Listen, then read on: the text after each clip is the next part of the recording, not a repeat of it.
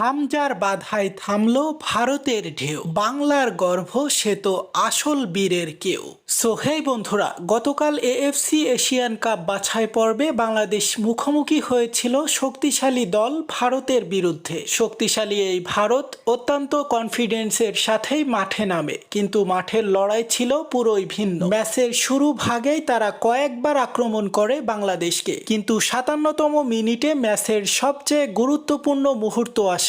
ভারতীয় অধিনায়ক সুনীল ছেত্রী একটি হেড নেন, যা নিশ্চিত গোলের সম্ভাবনা তৈরি করেছিল, কিন্তু সেখানেই দৃঢ় প্রতিজ্ঞা হয়ে প্রতিরোধ গড়ে তোলেন হামজা চৌধুরী। শক্ত হাতে বল ক্লিয়ার করে বাংলাদেশকে রক্ষা করেন তিনি। ম্যাচ জুড়ে বারবার ভারতের আক্রমণ ভেস্তে দেন এই তরুণ মিডফিল্ডার। শুধু প্রতিরক্ষায় নয়, বাংলাদেশের আক্রমণেও অবদান রেখেছেন হামজা।